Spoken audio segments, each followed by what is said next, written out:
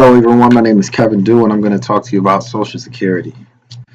So, what is Social Security? Before we can answer that question, we have to briefly go over some American history.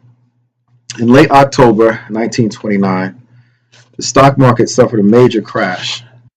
From then until about the mid-1930s, actually late 1930s, the country went through a very rough period known as the Great Depression. Millions of Americans lost their jobs, forcing them to exhaust their savings. Countless working Americans had to liquidate their pensions, dissolve their IRAs that were, investment linked, and predominantly elderly were left without a source of an income. Born out of this tragedy was some far-reaching legislation by the president of that time, Franklin D. Roosevelt. As part of his infamous New Deal, in 1935, he established a mandatory retirement system, then referred to as the Social Security Act.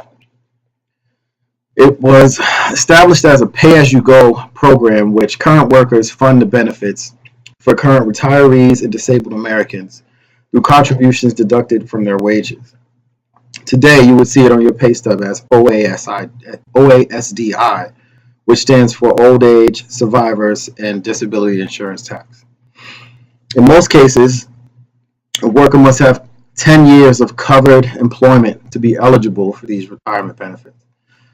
Ironically, this pay-as-you-go feature is one of the oldest unamended items of the original bill. It is by far the most controversial, disagreed upon, and least bipartisan feature of the entire program.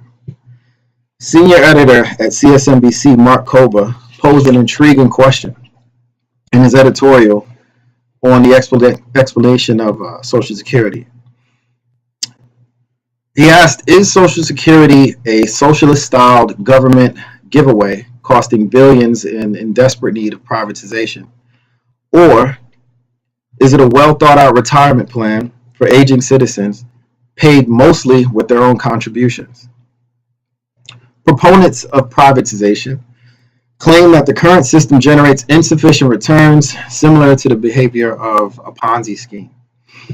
And they claim that private systems would result in higher standards of living for the participants that reap the benefits of what they put into the program.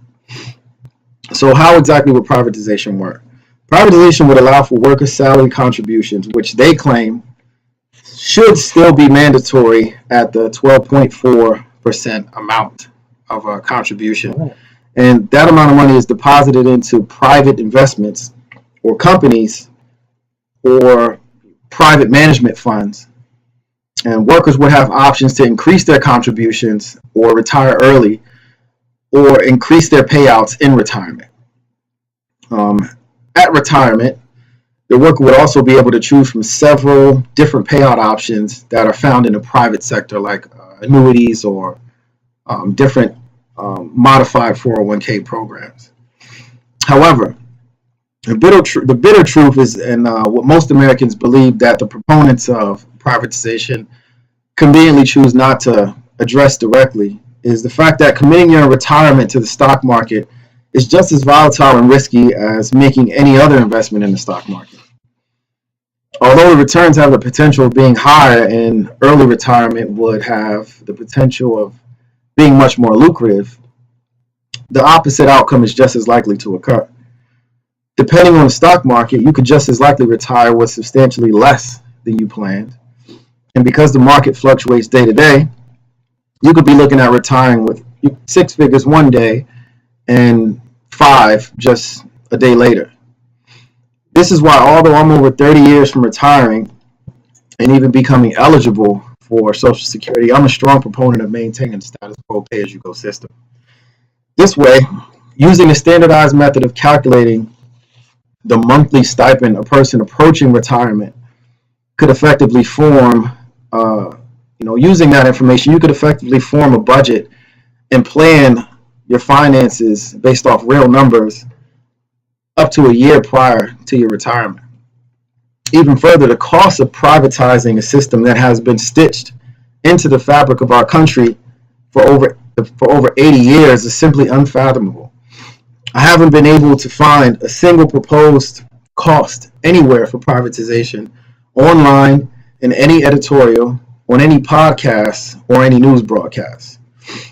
In highlighting both sides of the debate, Steve Vernon of Money Watch highlighted the point that if the country adopted a private system for young workers, people who are already retired or planning to retire within the next few years would still continue to receive Social Security checks for the next several decades. Pair that with the point that public funds would have to be appropriated to pay said pensions, I'd say the ends would just not justify the means.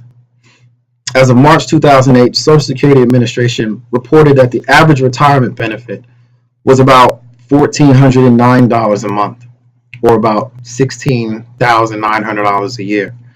Although this average benefit is above the federal poverty level, for a single taxpayer, it's about $12,140. It doesn't exceed it by much. So even with that said, if I did find myself at age 65 in an unfortunate of situations as having to retire and live only off Social Security, I'd much rather prepare to live off an amount that I could calculate up to a year out, rather than one that could change the day prior to my retirement. Thank you.